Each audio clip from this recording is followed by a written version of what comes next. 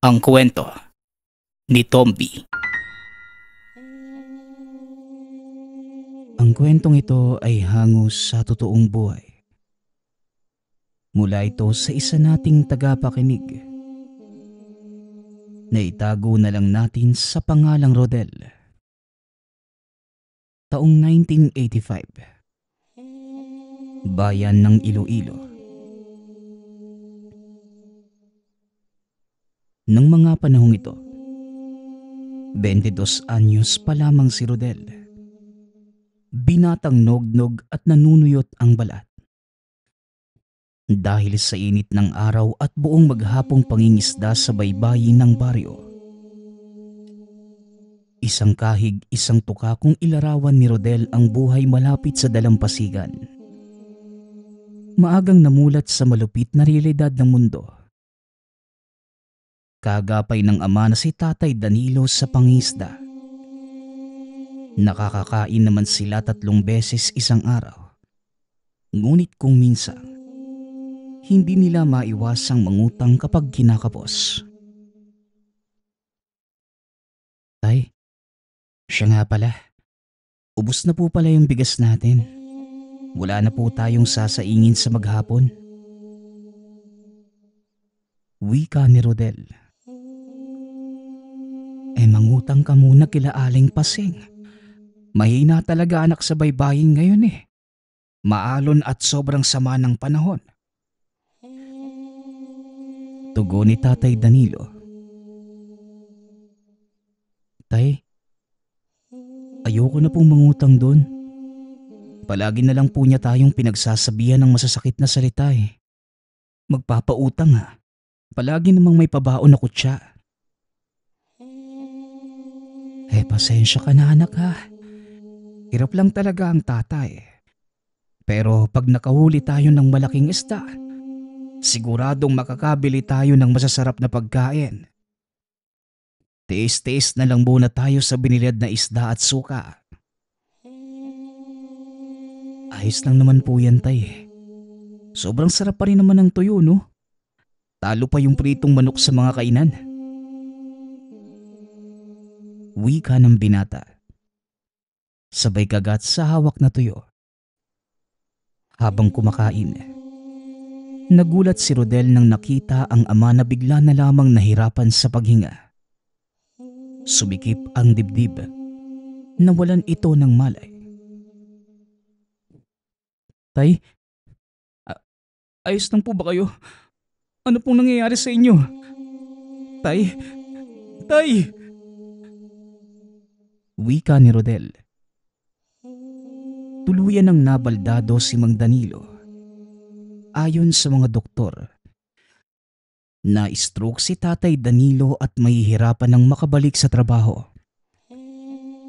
Nabaon sa utang ang pamilya dahil sa dami ng bayarin sa ospital. Halos maubos ang lahat ng ari-arian ng mag-ama. Kaya napilitan si Rodel. Hanggang sa nakilala niya ang matabang inchik. Negosyante na nagngangalang Mr. Wong. Nangongolekta ito ng plangga-plangga ng isda at alimasak. Ibinibenta niya ito sa pwesto sa bayan. At si Rodel ang palagi niyang pinagkukuhanan. Oh Rodel, ako kuha sa'yo marami isda ha. Benta ko yan bayan. Wika ni Mr. Wong. Nako, malaking tulong po ito sa pagpapagamot sa tatay ko, Mr. Wong. Tugon ni Rodel. Noong una, maayos at wasto naman ang pagbili ng incheck sa kanya ng mga isda. Ngunit sa mga nagdaang mga buwan, walang habas na binabarat na siya ng negosyante. Ngunit sa kasamaang palad, wala namang magawa si Rodel. Dahil kung wala itong kikitain, mamamatay naman silang dilat ng ama. Bukod sa walang panggamot kay Tatay Danilo, wala ring pangkain ang pamilya. Rodel, ako hingi sa'yo big discount. Lugi ako presyo mo. Wika ni Mr. Wong. Naku naman po, Mr. Wong. Ako po ang mas lugi niyan eh. Binabarat niyo na po ako. Tugon ni Rodel. Ako ba galit mo, Rodel? O sige, hindi ko nakuha mga bulok isda mo. Sa iba na lang ako kukuha. Naku po. Maawa naman po kayo, Mr. Wong. Kailangan po ng pamilya ko ng pera. Sige po. Kunin niyo na lang po. Wika ng binata. Hanggang sa isang araw, nakarinig si Rodel ng usapan sa mga nag-iinumang kapwa mangingisda sa dalampasigan. Alam niyo ba mga pare, may nabalitaan ako eh. Naghahanap daw si Mr. Wong, yung incheck na barat, ng pampaswerteng mutya. Magbibigay daw siya ng 50,000 kung may magbebenta sa kanya nun. Wika ni Epoy sa dalawang kumpare. Jesus, maniwala kayo dyan. Ano namang pampaswerteng hinahanap niya? Tugon ni Baldo habang tinutungga ang alak. Mutya ng ngalimasag daw. Yung kalasag, gagamitin niya para mas lumago ang negosyo niya. Tugon ni Epoy. Naku, totoo ba yun? Naku, hindi ako naniniwala dyan. Siguradong babaratin lang tayo niyan. Biro naman ni Aaron sa dalawa. Basta ako, kung mahanap ko yun, siguradong ililibre ko kayo ng alak. Kahit na ilan pa ang gusto nyo. Tugon ni Epoy. Nagtawa na naman ang lahat matapos yun. Nang narinig ni Rodel na may malaking perang kapalit ng isang mutya, naisip ng binata na kagad hanapin ang kalasag. Ang perang makukuha, malaki ang may tutulong sa kalusugan ng ama. Pati na rin makamit ang buhay na hinahangad para sa pamilya. Kagad nang hinanda ni Rodel ang mga kakailanganin sa paglalayag. Nagdala ito ng kakainin sa loob ng 1 linggo at 1 galong tubig para sa pagpunta sa malalim na parte ng dagat. Inilihim niya ito sa ama at sa mga kasamahan dahil baka mag-alala ang mga ito at masira pa ang plano. Walang palatandaan si Rodel kung ano ang itsura ng kakaibang alimasag. Ngunit ang tanging narinig niya, ang isang malapusong kalasag ng alimasag ang dapat mahanap. Dahil doon nagmumula ang kapangyarihan ng kakaibang lamang dagat. Hanggang sa inabutan na ng gabi si Rodel sa gitna ng karagatan. Sinindihan na niya ang dalang sulo na nagsisilbing init at liwanag sa mapanganib na dagat. Ngunit habang sinisindihan ang apoy ng lampara, may magandang tinig itong narinig. Sobrang malumanay. Nakakaantok ang tunog at nakakabighaning pakinggan. Dito naakit si Rodel. Walang ano-ano'y biglang tumalon sa kailaliman ng karagatan. Walang nakakaalam at ni sino man ang nakasaksi. Ngunit nang nakalundag sa dagat, naramdaman na niya ang hangin sa baga niya. Gusto niya sanang abutin ng bangka. Ngunit huli na ang lahat.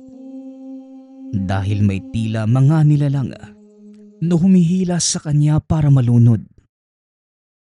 Sa hindi inaasahang pagkakataon, maswerte namang nakaligtas ang binata sa pagkakalunod. Ngunit pagising niya, tila kakaibang mundo na ang napuntahan. Sobrang ganda. Pati na ang mga bato at mga buhangin ay singkinang na mga diamante at kristal. Ay ko, ang sakit ng ulo ko. Nasaan na ba ako? Tanong ni Rodel sa sarili. Hanggang sa may nilalang na kumaway at tumawag ng pansin ng binata. Laking gulat niya nang makita ang maladiwatang babae. Dahan-dahan niyang pinagmasdan mula ulo pababa ng katawan niya. Hanggang sa makita ang buntot ng babae na nakadikit sa katawan nito. Dito niya napagtanto na isa pala itong sirena. Sino ka? Halimaw! Sirena! Tulungan niyo ako! Wika ni Rodel. Tatakbo pa sana ang binata sa takot. Ngunit wala na itong magagawa pa. Dahil madali lamang siyang naabutan ng nilalang. Pero sa kabilang banda, kinausap nila ng maayos si Rodel. Dito sinabi na kailangan nila ng tulong ng binata. Ang babaeng kumakaway sa kanya. Ito pala ang prinsesa ng mga sirena na si Agua. Napansin naman ni Rodel na kakaiba ang itsura nito sa lahat. Sobrang tangos ng ilong at namumula ang mga labi. Makintab din ang buntot na nag-iiba-iba ang kulay sa tuwing nasisinaga ng liwanag. Natulala na lamang si Rodel at tumulo ang laway. Habang pinagmamasdan ang sirena hanggang sa kinausap na nito si Rodel. Ngunit pinigilan niya ang nararamdaman. Namalikmata ang binata at biglang naging nakakatakot ng itsura ng nilalang. Sobrang nakakasuka ang muka at boses lamang nito ang nagbibigay ng ilusyon sa kagandahan ng mga wangis. Huwag kang matakot sa amin, mortal. Hindi kami masama katulad ng pinaniniwalaan niyo. Wika ni Agua. Basta, uuwi na ako sa amin. Hinihintay na ako ni tatay. Tugon ni Rodel. Hindi ka namin pipilitin, mortal. Pero isa lang ang hinihiling namin sa'yo. Pag-isipan mo sanang tulungan kami. Muling wika ng mga prinsesa ng sirena. Dahil sa sinabi nito, nakaramdam ng lungkot at awa si Rodel. Tinanong niya si Agua. Kamahalan, isa lang po kong hamak na tao. Meron lang po kong hinahanap na mutya. Paano ko kayo matutulungan? Tanong ni Rodel. Nagtaka naman ang prinsesa sa sinabi ng binata. Mukhang alam ko na ang hinahanap mo, mortal. Mutya ng kalasag ng alimasag. Tama ba? Tanong ni Agua. Nagulat naman si Rodel sa narinig. Oo, mahal na prinsesang Agua. Kailangan ko pong mahanap yun para mapagamot po ang tatay ko. Pakiusap, tulungan niyo po ako. Tugon ni Rodel. Desperado na itong makuha ang mutya. Hanggang sa sinabi ni Agua ang dahilan kung bakit kailangan niya ang tulong ng binata. Sa bawat paglubog ng araw, may mga nilalang na sumasalakay sa kaharian. Walang iba kundi ang mga syokoy na gusto silang patayin. Dahil sa mahiwagang bagay na pilit nilang pinoproteksyonan. Ngunit hindi naman nila ito magamit para mailigtas ang sarili. Dito lamang nalaman ni Rodel na ang tinutukoy nila ay mutya ng mahiwagang alimasag. Namumula ang hugis pusong itsura at may tila kakaibang enerhiyang lumalabas. Napatanong naman ng binata kung bakit hindi na lang nila gamitin ang mahiwagang mutya para matalo ang mga syokoy. Ngunit hindi naman niya inaasahan ang sagot ng prinsesa. Wala kaming kakayahan na gumamit ng mutya, mortal. Dahil hindi kami lalaki Sa mga lalaking sireno o tao lamang sumusunod ang mahiwagang mutya.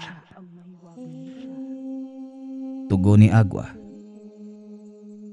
Bakit hindi na lang ang mga sireno ang gumamit para mailigtas ang kaharian nyo laban sa mga Shokoy na yan?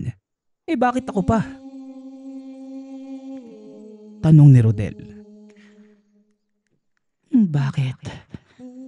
Wala nang natirang lalaking sireno sa kaharian. Mortal, wala na. Ikaw na lang ang pag-asa naming mga sirena. Pagmamakaawa ni Agua sa binata. Namumugto na ang mga mata nito. Napaisip naman si Rodel kung ano ang magiging kapalit ng pagtulong. Wala din naman siyang kaalaman sa paggamit ng mutya ng alimasag. Ngunit sa puntong yun, pinili niyang ipagtanggol ang mga sirena para sa ikakatahimik ng kaharian ng mga ito. Kahit alam niyang hinahanap na siya ng ama, pinili pa din niyang tulungan ang mga nangangailangan sa kanya. Hanggang sa lumubog na ang araw, malamig na gabi ang naranasan ni Rodel. Makikita ang takot sa mata ng mga sirena at anak nito. Hanggang sa umeeko ang ingay at pagsalakay ng mga malalansang nilalang.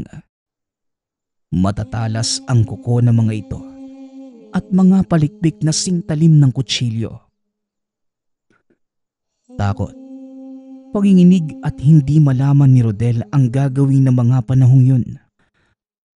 Ngunit nang maibigay sa kanya ng mga sirena ang mutya ng alimasag, nakaramdam ito ng kakaibang lakas. Ibinigay pa sa kanya ang buntot pagi na nagmula sa alaga ng sirena. Ito ang ginamit niya sa mga papanganib na Shokoy. Ano mga pangit? Handa na ba kayong mamatay? Wika ni Rodel. Sumugod ang binata sa harapan ng mga Shokoy. Ngunit hindi niya namalayan ang biglaang pagkalmot sa likuran niya.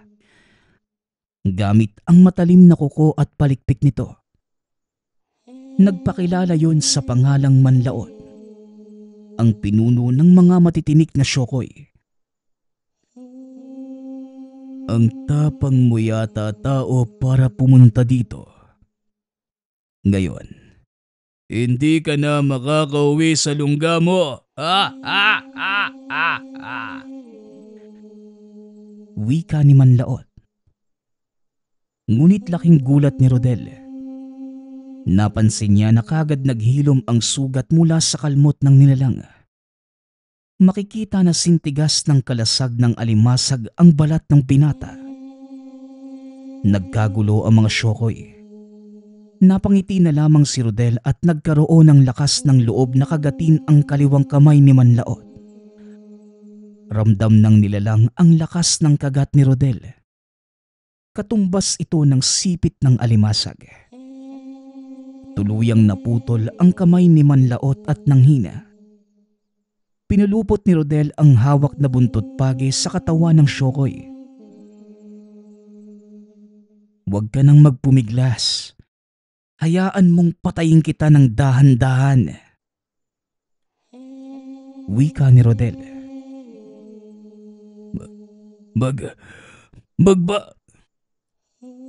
Ngunit bago pa man makapagsalita ang Shokoy, kusang kumalas ang katawan nito sa talim ng buntot pagi. Nang makita yon ng mga iba pang mga Shokoy, naduwag na ang mga ito na atakihin si Rodel at pinili na lamang na lumikas sa labanan. O mga duwag, bumalik kayo dito! Sigaw ni Rodel sa kanila. Nagsilangoy naman ang mga Shokoy sa kailaliman ng karagatan. Kagad namang nagpasalamat ang mga sirena sa kabutihan at kabayanihan ni Rodel. Mula sa aming mga sirena, maraming salamat sa iyo, Mortal, sa pagliligtas sa amin. Wika ni Agua. Wala ho yun, mahal na prinsesa. Halik lang, ayos na sa akin eh. Biro lang ho. Biro ni Rodel sa prinsesa ng mga sirena. Sabay kamot sa bato. Kagad namang nagtawanan ang mga sirena na tila kinilig sa sinabi ni Rodel.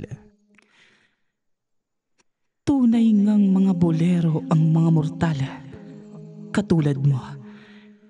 Pero dahil sa kabayanihan mo sa kaharian ng mga sirena, ibibigay na namin sa iyo ang mutya na hawak mo. Sana'y gabayan ka niyan at gamitin mo sa tama, mortal. Wika ni Agua. Nagulat si Rodel nang mapa sa kanya ang hinahangad na mahiwagang mutya. Ngunit nagdadalawang isip na ito kung ibebenta pa niya. Maraming salamat po, Prinsesa Agua. Pangako ho, gagamitin ko lang po ito sa kabutihan. Tugon ni Rodel habang nakaluhod sa harapan ng prinsesa. Hinatid naman ito ng mga tauhan ng prinsesa sa dalampasigan. Nakauwi ng ligtas ang binata. Ngunit laking gulat niya nang buksan ang pintuan. Tumambad sa kanya si Mr. Wong at mga tauhan nito. Sina Epoy, Baldo at Aaron. Pinipwersa nila ang ama. Sinasakal ni Epoy si Mang Danilo, habang si Baldo naman sa kaliwang kamay at sa kanang kamay naman si Aaron. Anong ginagawa niyo dito? Pakawalan niyo ang tatay ko! Wika ni Rodel. Ikaw gulat, Rodel, na. Akin na mutya ng alimasag. Yan bigay swerte sa akin. Tugon ni Mr. Wong. Ibigay mo na lang, Rodel. Kung ayaw mong masaktan namin ang mahal mong ama. Dagdag ni Epoy. Tama si Epoy, pare. Wala ka nang kawala sa inchik na to. Ibigay mo na kasi, pare. Mayaman at makapangyarihan si Mr. Wong. Hindi ka uubra dyan. Pahabol ni Baldo, kasabay ng malakas na paghalakak. Nadiskubre pala ng mga traidor na barkada ni Rodel ang pagpunta sa karagatan para matunton ang mutya. Kaya nang makita nila na hawak ito ni Rodel, kagad nila itong sinabi sa incheck. Hindi natakot noon si Rodel dahil hawak niya ang mutya. Hindi ito masasaktan ng mga kasamahan ni Mr. Wong dahil protektado siya ng tangan. Mga walang hiya kayo. Hindi nyo na nirespeto ang tatay ko. Papatayin ko kayong lahat na nandito. Sigaw ni Rodel habang papasugod sa apat. Ngunit laking gulat niya nang bumunot ng baril ang matabang incheck. Itinutok ang baril sa binata.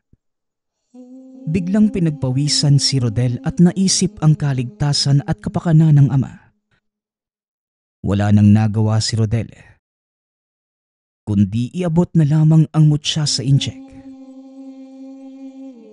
Wag niyo akong patayin. Ito, ibibigay ko na ang mutya. Wag niyo lang kaming sasaktan ng tatay ko. Wika ni Rodel. Ikaw bigay naman pala. Ikaw hirap pakausap, ha? Tugon ni Mr. Wong. Ngunit habang inaabot ang mutya, bigla niyang hinablot ang baril ni Mr. Wong. Doon sila nagrambulan at nag-agawa ng baril. Ngunit sa lakas ng incheck, natumba si Rodel. Ikaw mahina. Ako lakas. Papatayin kita. Wika ni Mr. Wong. Dito pinuntirya ng incheck si Rodel at pinaputukan ng baril. Pumikit si Rodel at nagdasal sa mutya na iligtas siya sa bala. Pagkabukas ng mga mata, laking gulat niya nang dinaplisan lang siya ng bala at napangiti. Naging singtigas at lakas ng kalasag ng alimango ang katawan. Kaya kahit bala, walang panama sa kanya. Ayos pala ang mutya ng kalasag ng alimango eh. Hindi ako tinatabla ng bala. Wika ni Rodel sa sarili. Ngunit nawala na lang bigla ang saya ng binata. Nakahandusay na ang ama nito. Dito pala tumama ang balang dumulas sa kanyang katawan. Napuno ng galit si Rodel at pinatumba ang matabang incheck na negosyante. Natakot ang iba sa lakas ni Rodel at tumakas ang mga tauhan. Isinumbong ng binata sa kinauukulan ang lahat ng mga nangyari. Ngunit napatalsik lamang ang incheck sa lugar dahil nabayaran pala nito ang hustisya. Habang ang 3 barkada ang nagbayad sa pagkamatay ni Mang Danilo, nagsilbing aral ito kay Rodel na huwag sumuko sa buhay. Maging inspirasyon sa lahat na kahit gaano kalupit ang kapalaran, kailangan pa rin itong harapin at tanggapin kahit imposible. Tay, alam kong tahimik ka na kung saan ka man ngayon. Pangako po, hindi ako susuko sa buhay. Tutulungan ko po yung naaaping katulad natin gamit ang mutya ng kalasag ng alimasag. Wika ni Rodel. Naging magiting at kilalang antingero si Rodel sa baryo. Lumalaban sa mga nilalang na nananalasa at mga taong may masamang balak na gustong manakit, manlinlang, mang-abuso at manloko sa mga kawawang mga biktima ng mga ito. Gamit ang mutya ng kalasag ng alimasag. Patunay ang kwentong ito na hindi lamang mga elemento at nilalang ang masama. Kung minsan, mas masama pa rin ang mga taong iniisip lamang ang sarili at walang alam sa mga taong natatapakan. Ang susunod nating kwento ay mula sa isa nating tagapakinig. Naitago na lang natin sa pangalang Jofel. Taong 1981. Probinsya ng Negros. Mahirap ang maging mahirap. Palaging kataga ni Jofel. Panganay sa 7 magkakapatid. Sa edad na 20 taong gulang, pasanan niya ang obligasyon ng pamilya. Nalumpo ang ama, habang ang ina naman ay halos magkandakuba na sa pagiging trabahador sa asyenda malapit sa lugar. Para maitawid ang gutom, halos lahat ng trabaho pinasok na ng binata. Sa murang edad, nabanat na ito sa mabibigat na trabaho. Hanggang sa isang araw, isinama ito ng ina para sana ipakilala sa may-ari ng hasyendang pinapasukan. Ayon kay Nanay Uning, naghahanap ng kargador ang amo. Isa sa mga negosyo nito ay pagbebenta ng mga karne ng baka, baboy, at minsan kalabaw na galing mismo sa hasyenda. Nirekomenda siya ng ina dahil malaki ang kita kung siya ang mapipili. Oning, mukhang delikado ang trabaho ng mga kargador gila Don Sebio. Kita mo naman, walang tumatagal. Halos buwan-buwan nag-iiba sila ng alalay sa pagbubuhat ng karne. Wika ni Tatay Kondring. Pansamantala lang namang Kondring, habang naghahanap ng mapapasukan si Jofel. Ano anak, kaya mo ba? Sa narinig ko hindi naman ganun kahirap ang pinapagawa. Saka hindi naman araw-araw anak. Sayang din. Sa pagkakadinig ko doble ang pasahod kung maganda ang trabaho mo. Ano, gusto mo ba? Tanong ni Nanay Uning sa anak. Sige po, Nay. Yun lang po ba? Tay, huwag na po kayong mag-alala. Kaya ko naman po ang sarili ko. Aba, sayang naman tong laki ng braso ko kung hindi ko gagamitin. Tsaka, malaking tulong ho yun sa atin kung sakali. Tugon ni Jofel. Pinilit ng ama na bumangon kahit nanghihina. Dahil sa sakit na hindi nila matukoy. Wala naman silang pera pang konsulta. Kaya idinadaan na lamang sa tapal na mga herbal at halamang gamot. Inalalaya naman siya ni Jerome, sunod na anak kay Jofel. Ayon sa ama, nais niyang mayakap ang anak bilang pasasalamat. Dahil dapat sa kanya ang responsibilidad na yun. Maraming salamat anak ha. Pagpasensyahan niyo na sana ako. Hindi man lang ako makaalalay sa inyo. Nahihiya ako sa kalagayan ko. Wika ni Tatay Kundring. Tay, hindi mo naman sadya kung bakit ka naggaganyan. Huwag na po kayong mag-alala. Kami na po ang bahala. Pagpasensyahan niyo na po kung hindi man lang namin kayo madala sa pagamutan ha. Tugon ni Jerome. Mga anak, hindi nyo obligasyon ng pamilya. Pero nagpapasalamat kami ng tatay nyo. Malaki ang naitutulong nyo sa amin. Lalo ka na Jofel. Halos ikaw na ang umaako sa lahat ng gastusin. Lalo na sa mga kapatid mo. Panalangin ko, bigyan ka ng proteksyon ng ama sa anumang trabaho na pinapasukan mo. Kayong lahat mga anak. Dagdag ni Nanay Uning. Kaya nga kami matatag na dahil sa mga panalangin nyo. Maraming salamat po ha. Masaya po kaming makatulong sa inyo. Tugon ni Jofel. Niyakap sila ng ina. Nagbigkas ito ng mga katagang ayon kay Nanay Uning. Magsisilbi itong proteksyon kahit saan man mapunta. Ayon sa ina, yun lamang ang pamamaraan niya para mapanatag ang kalooban. Lalo pat palagi siyang nasa trabaho. Hindi niya maaasikaso ang mga anak at asawa.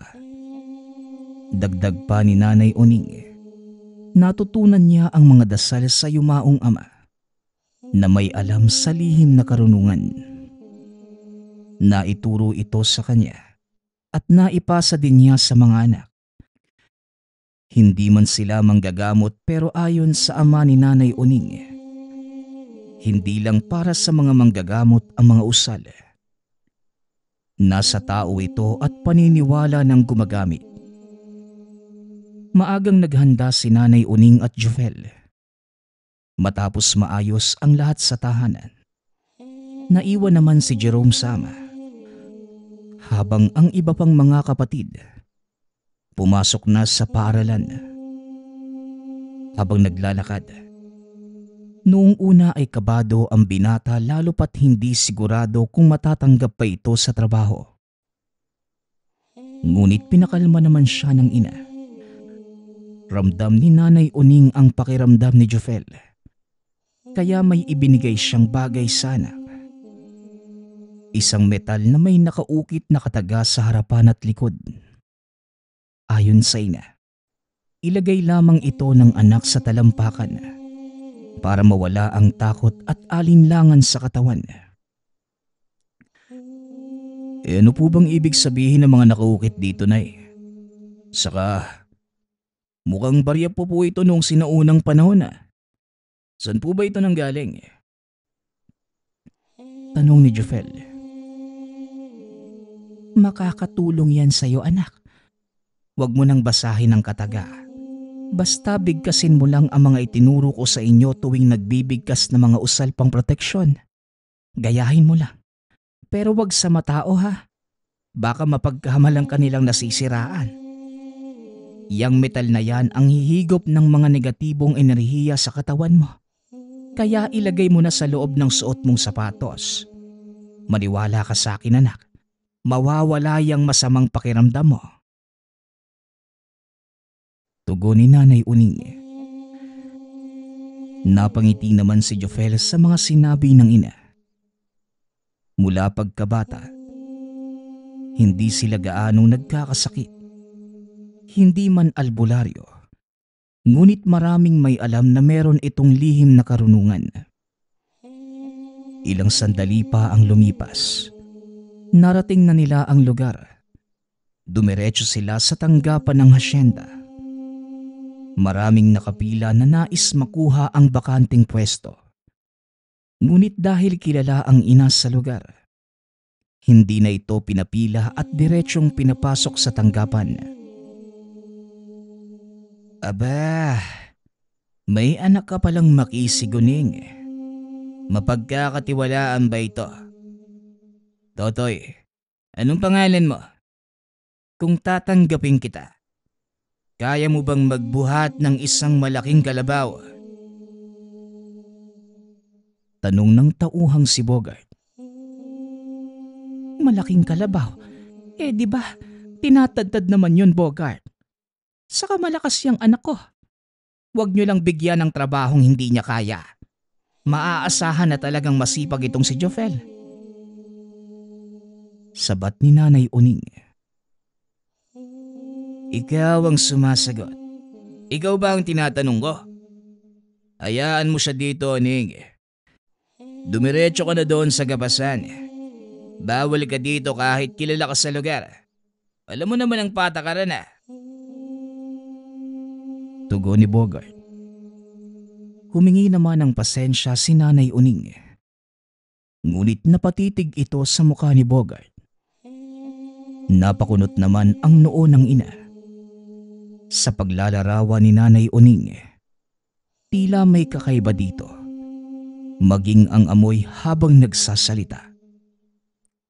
Para kay Nanay Uning, na matagal ng tauhan sa asyenda, ngayon lamang niya naramdaman na kakaiba ang presensya ng mga tauhan doon. Tila hindi mapagkakatiwalaan. Bagaman hindi ito ang unang pagkakataon na makaharap ang mga tauhan sa lugar. Ngunit ngayon niya lamang nakita ang kakaibang bilog ng mga mata ng mga ito. Hindi din nakaligtas sa pang-amoy ni Nanay Uning ang kakaibang baho na kumakalat sa buong paligid habang nagsasalita si Bogart. O siya anak Jofel, maiwan na kita dito ha. Magkita na lang tayo mamaya. Bogart, pakiusap. Ikaw na ang bahala sa anak ko. Ibalik mo siya sa akin ng buo. Wika ni Nanay Uning. Sige po, Nay. Ayos lang po ko dito. Mag-iingat po kayo ha. Tugon ni Jofel. O ikaw bata. Sige, tanggap ka na. Bobby, isama mo ito sa grupo nyo. Narinig mo ang sinabi ng nanay. Turuan mo sa mga gagawin niya. Ayaw ko ng tatanga-tanga ha. Maliwanag. Sige na, marami pang nakabila. Wika ni Bogart. Kagad namang sumunod si Jofel sa hanay ng mga kargador. Namangha ang binata kung paano magbuhat ang mga ito. Tila hindi tao. Meron pang parang papel lamang na binubuhat ang sako ng baka. Ilang saglit pa, pinakilala na ito sa mga kasamahan. Habang papalapit naman ng mga ito, napapalunok ng laway si Jofel. Hindi lang dahil naliligo sila sa dugo ng hayop, kundi kakaiba ito kung makatitig. At tila kakain ng tao sa talim.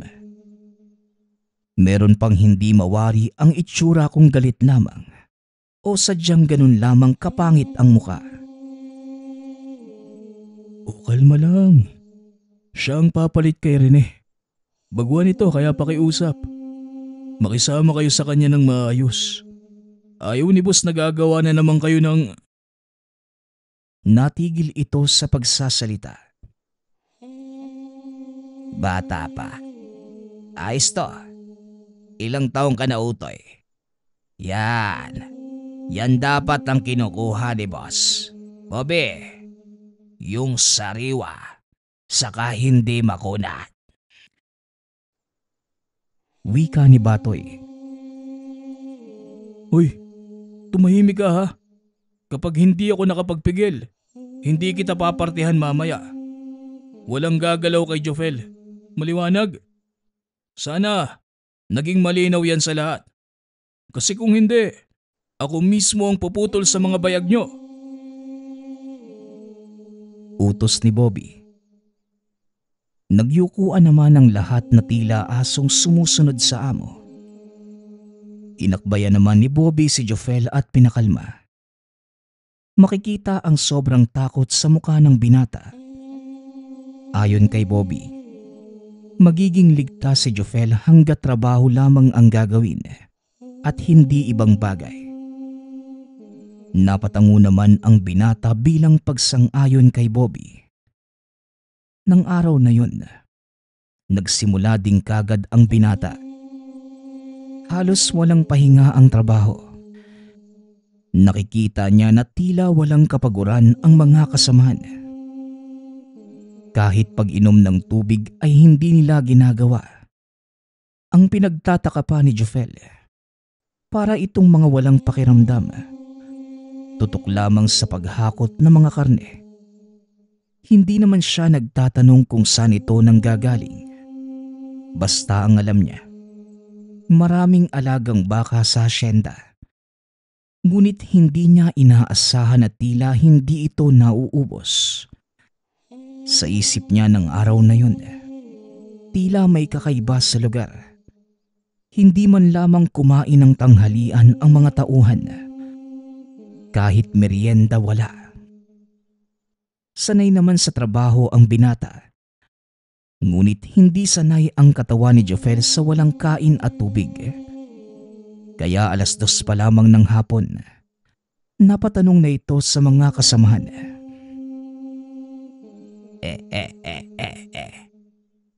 Hindi kanin ang kinakain namin dito, bata. At lalong hindi tubig ang pampawi sa uhaw namin. Kung ako sa'yo, magtrabaho ka lang. Ilang oras na lang matatapos na tayo. Huwag mo na lang pansinin ang mga nakikita mo. Yan kung gusto mo bang lumabas ng buhay. Wika ni Batoy. Ganun ba? Pasensya na ah. Naninibago lang talaga ako Saka alam mo na, hindi ako sanay na puro trabaho at walang kain. O siya, sige. Tapusin na natin to. Tugon ni Jofel. Kaya mo yan, bata. Saka, ayaw namin ng lampasahanay. Naiintindihan mo. Sa oras na maamoy namin ang kahinaan mo, alam mo na ang mangyayari sa'yo. Muling wika ni Batoy. Magsasalita pa sana si Jofel. Ngunit biglang hinatak ng isa sa mga kasamahan si Batoy. Tila nag-iiba na ang presensya ng kaharap. Kaagad naman itong naramdaman ng mga kasamahan. Kaya pinigilan nila ito. Lalo pat hindi nila pwedeng galawin si Jofel kung ayaw nilang may mangyaring masama. Nakayukong bumalik sa paghakot ang binata. Ramdam na niya ang pagod, uhaw at kaba dahil sa mga kasamahan. Ngunit kahit ganun, kaunting oras na lamang naman at matatapos na ang trabaho. Mag-4 ng mga panahong yun. Bumalik na si Bobby at may bitbit na papel. Laman nito ang talaan ng oras at mga taong nagtatrabaho. Pinatapos na muna sa kanila ang isa pang truck bago pinahanay para makuha ang sahod sa araw na yun. Nang malamang arawan pala ang pasahod, biglang nanumbalik ang sigla ni Jofel. Lalo pat malaking bagay yun para sa pamilya. Ilang sandali pa, nang matapos nila ang ginagawa, Dumiretso na ang mga kasamahan sa pila. Oh, umanay ng tama ah. Huwag mag-unahan. Alam kong gutom na kayo.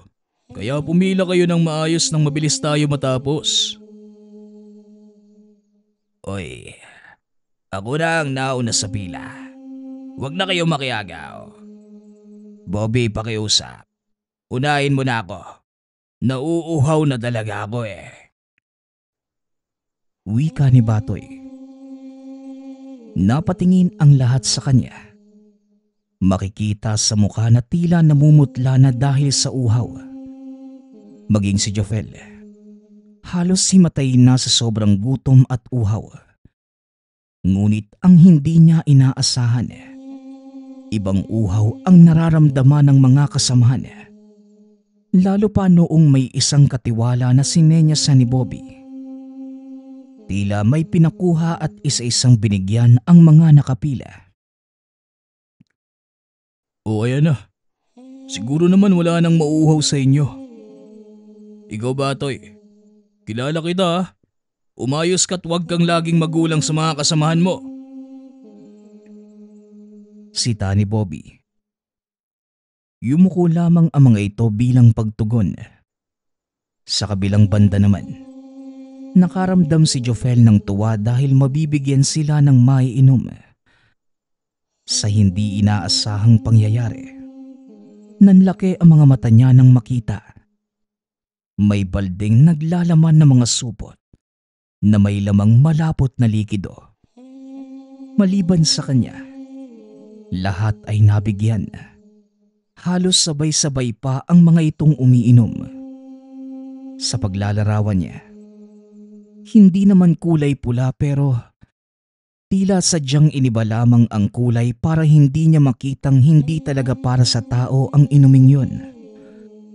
Saksi ang dalawang mga mata kung paanong nagsibalik ang sigla ng mga kasamahan.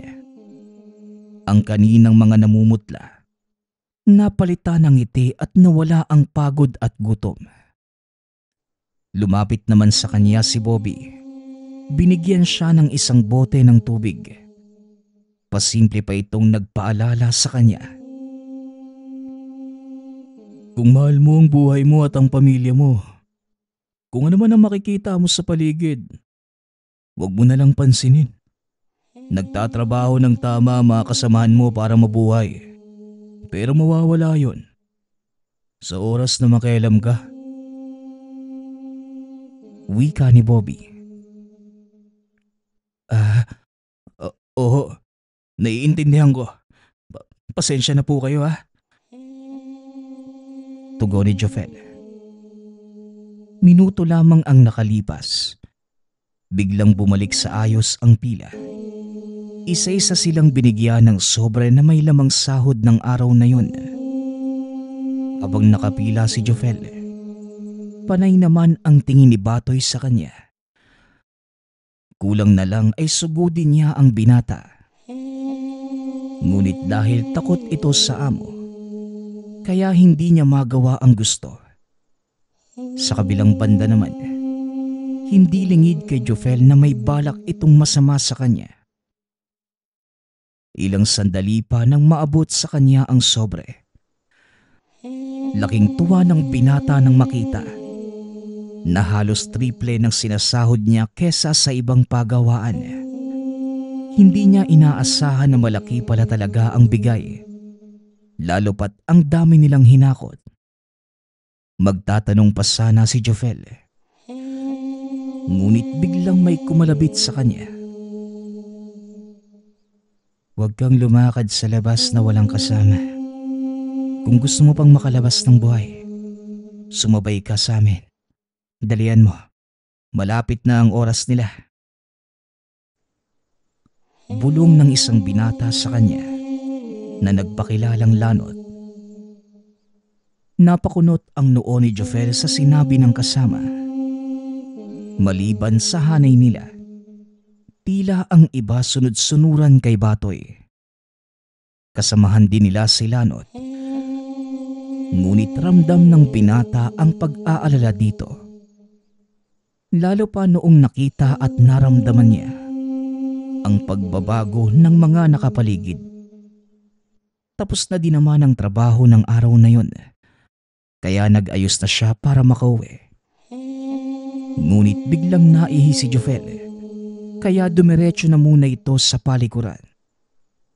Habang inaayos ang sarili, naalala niya ang binigay ng ina na metal na ipinasok sa loob ng sapatos. Natawa na lamang siya nang maalala ang bili ni Nanay Oning. Habang nag-aayos ng sarili, inaayos din ng binata ang pagkakalagay ng metal. Naisip niya na sa bahay na lamang ito tatanggalin. Maya-maya pa, palabas na sana ito nang may marinig siyang tinig sa katabing silid ng palikuran. Dahil sa kuryosidad, idinikit niya ang tenga sa dingding para usisain sana kung ano ang nangyayari. Noong una, nasa mahinang boses lamang ang mga ito, hanggang sa biglang lumakas ng bahagya at humihingi ng tulong. Lumabas si Jofel para sana saklolohan ito. Ngunit bigla niyang nakasalubong sa labas si Batoy, kasama ang ilan sa mga kagrupo. Nang oras na yun, palubog na ang araw. Maliwanag pa naman sa labas, ngunit unti-unti nang dumidilim ang paligid. Kapag siniswerte ka nga naman umuwi na ba si Bobby? Wala nang protektor sa lugar. Mga kasama, pwede na nating gawin ito. Wika ni Batoy. Imbis na makaramdam ng takot ang binata, may kung anong nag-uudyok sa kanya na lumaban. Nang oras na yun, wala na itong pakialam sa sarili. Basta mailigtas ang taong kailangan ng tulong. Nanlaki ang mga mata niya nang makita.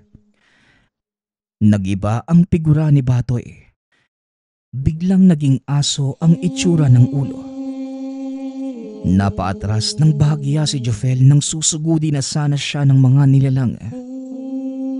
Ngunit may biglang tumama sa mga ito, kaya isa-isa itong nagsipulasan. Hindi na talaga kayo nagtanda. Ano bang sinabi ko sa inyo? Walang gagalaw sa kanya. Dito pa talaga kayo nagasik? Kapag hindi kayo tumigil ngayon pa lang, tatapusin ko na ang mga buhay nyo. At ikaw naman, Jofel, kanina pa kita pinapaalis Bakit bumalik ka pa? Wika ni Bobby. Namumula ang mga mata nito. Galit na galit si Bobby sa nakita. Ngunit kahit ganun, hindi pa rin nagpatinag ang binata. Bagkus tumayo ito na walang takot at dinipensahan ng sarili. Umihi lang naman ho ako Kaso, may narinig po ako na kung ano dito sa silid na to. Tugon ni Jofel. Itinuro niya ang kwartong katabi ng palikuran, kung saan narinig ang nanghihingi ng tulong. Dilapitan ito ni Bobby at inusisa kung anong nangyayari sa silid. Ayon dito, bodega lamang ito ng mga lumang kagamitan at imposibleng may tao sa loob. Tinawag niya pa ang isa sa mga katiwala at pinabuksan ang loob. Nanlaki ang mga mata ng lahat. Tumambad sa harapan nila ang matandang halos kalahati na lamang ang katawan. Bukod dito, marami din itong katabing kalansay na hindi na makilala. Dahil sa galit, pinapasok niya ang mga tauhan maliban kay Jofel. Ayon sa kanya, aayusin ni Bobby kung anuman ang naging kapabayaan sa pamamalakad niya. Kaya ako sumunod. Dahil sa timbre nila hindi talaga mapagkakatiwalaan itong grupo ni Batoy Dahil sa ginawa mo, napahanga mo ako sa tapang na pinakita mo. Hindi ko kukonsintihin yung mga kagaya ni Batoy. Ibiniling ka sa akin ng nanay mo. Kaya ibabalik din kita sa kanya ng maayos. Ano man ang nasaksihan mo ngayong araw, si Uning na magpapaliwanag sa'yo. Pagsasalaysay ni Bobby. Matapos makausap si Bobby, kagad namang umalis si Jofel sa lugar. Kasabay naman niya si Lano't alinsunod sa utos ni Bobby. Nang makauwi ng tahanan, pasikreto nitong kinausap ang ina. Nakiusap naman si Nanay Uning. Itikom na lamang ang bibig hindi lamang para sa sariling kaligtasan, kundi ng buong pamilya. Ayon pa sa ina, hindi naman tao ang kinakatay sa lugar, kundi puro hayop lang. Ngunit dahil may nakapasok na ibang lahi ng aswang, kaya ganon ang nangyari. Marami sa mga kakilala ni Nanay Uning ang nagtatrabaho ng maayos sa asyenda. Walang iniintindi kung tao o aswang ang namamahala. Dahil alam nila na hindi nananakit ang mga naninirahan doon. Na tiyempo lang na naihanay ang anak sa maling grupo. Kaya naman humingi ng pasensya ang ina. Ngunit ganun pa man, hindi nagalit ang binata. Lalo pat naging daan ito para maisaayos ang sistema ng hanay na napasukan. Malaki ang naitulong ng asyenda sa buhay ng pamilya ni Jofel. Ngunit hindi nagtagal. Umalis din siya sa trabaho. Nabalitaan niya na hindi talaga nauubos ang mga halang ang kaluluwa. Katulad ni Batoy. Sa kasalukuyan, nasa ibang bansa na nagtatrabaho si Jofel, maging ang iba pang mga kapatid. Ngunit may mga pagkakataong nailalahad niya pa din ang istorya. Hindi man kapanipaniwala sa karamihan, ngunit naganap sa kanya noong kabataan. Bago matapos ang ating kwento, nais ko sanang i-shoutout si Ariel Olea. Maraming salamat sa pakikinig. Nagpapasalamat nga pala ako sa lahat ng sumusuporta sa ating channel. Nawa ay patuloy niyong suportahan at pakinggan ang ating mga kwento. Hanggang sa muling pakikinig. Paalam.